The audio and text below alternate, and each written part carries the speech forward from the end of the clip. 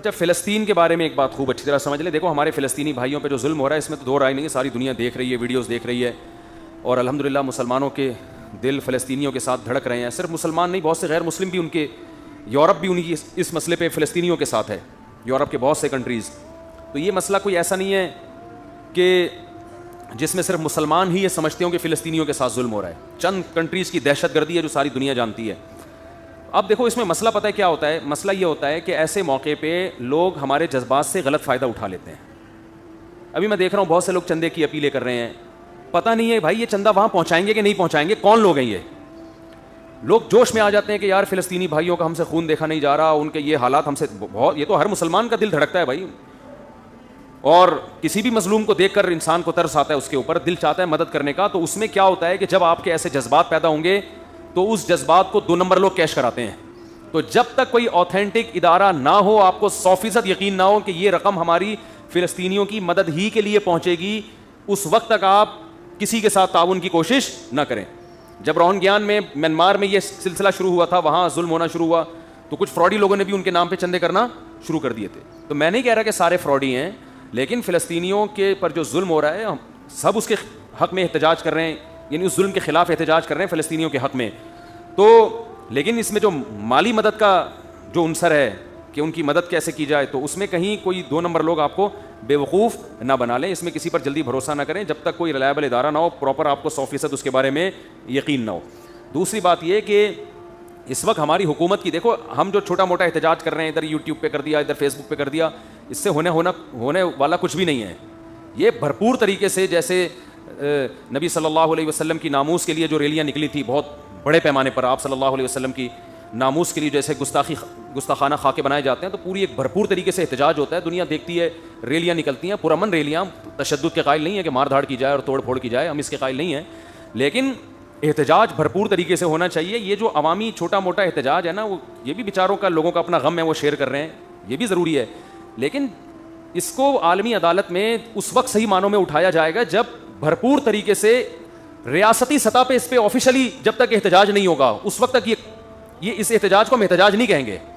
تو ہماری گورنمنٹ کی ذمہ داری ہے, اور اسلامی کنٹریز, یا بلکہ اس میں تو اور بھی کنٹریز فلسطینیوں کے ساتھ ہیں, یہ انسانیت کا مسئلہ ہے, صرف مسلمانوں کا مسئلہ نہیں ہے. دیکھیں دنیا میں چاہے غیر مسلم پہ بھی ظلم ہو تو آواز تو سبھی اٹھائیں گے نا اس کے خلاف. یہ تو نہیں کوئی کہیں گے کہ یہ چونکہ غیر مسلم ہے لہٰذا اس پہ ظلم ہونے دو, یہ تو کوئی بھی دنیا میں اس کا قائل نہیں ہے. تو ان سے ہمارے 2 رشتے ہیں, ایک اسلام کا رشتہ ہے اور دوسرا انسانیت کا رشتہ ہے. تو ہمارا ڈبل حق ہے, لیکن بہرحال انسانیت کے ناطے پوری دنیا کی یہ ذمہ داری ہے. تو اس پہ بھرپور طریقے سے احتجاج ریکارڈ کروانے کی ضرورت ہے, اور بھرپور طریقے سے ملک میں ریلیاں ہوں, پرامن ریلیاں نکلیں, پرامن, یعنی عوام جب تک سڑکوں پہ نہیں آئے گی دنیا کو احتجاج ریکارڈ نہیں کروائے گی. اسرائیل بھی دیکھے گا بھائی اس مسئلے پہ ساری دنیا جو ہے میرے اگینسٹ ہے, اس وقت تک اسرائیل کی صحت پہ کوئی خاص اثر پڑنے والا نہیں ہے. وہ تو ویسے بھی اثر نہیں پڑ رہا اس کی صحت پہ, لیکن جو تھوڑا بہت اثر پڑ سکتا ہے, ہوتا یہ ہے کہ ہم یہ چھوٹے موٹے احتجاج کر کے نا اپنی صلاحیتوں کو ضائع کر دیتے ہیں. جو دیکھو آپ کی گاڑی میں پیٹرول ہے نا, آپ نے پشاور جانے کے لیے اس کی ٹینکی فل کی ہوئی ہے کہ چلو ایک دفعہ سکھر میں خالی ہو جائے گی, آگے فل کر دوں گا. آپ نے یہیں گاڑی اسٹارٹ چھوڑ دی تو وہ تو ٹینکی یہیں پہ کیا ہو جائے گی, خالی. وہ آپ کو لانگ روٹ پہ سفر کرانے کے قابل نہیں رہے گی. آپ یہیں سینڈا موڑ سے گھوم کر آ گئے, یہاں سے گھوم کے آ گئے. تو یہ کیا ہو رہا ہے کہ جو چھوٹے موٹے احتجاج ہو رہے ہیں, اس سے لوگوں کا اسٹیمنا آہستہ آہستہ ختم ہو رہا ہے. کب تک کریں گے احتجاج بھائی؟ تو ایک ہونا چاہیے خاندانی طریقے سے, اور خاندانی احتجاج اس وقت تک نہیں ہو سکتا جب تک ریاستی سطح پہ بھرپور طریقے سے احتجاج نہ ہو, گورنمنٹ کی ذمہ داری میں ہو, حکومت اعلان کرے بھی سب لوگ سڑکوں پہ نکل آؤ. تو اس لیے حکومت کو مجبور کرنا چاہیے, احتجاج ہمیں کرنا.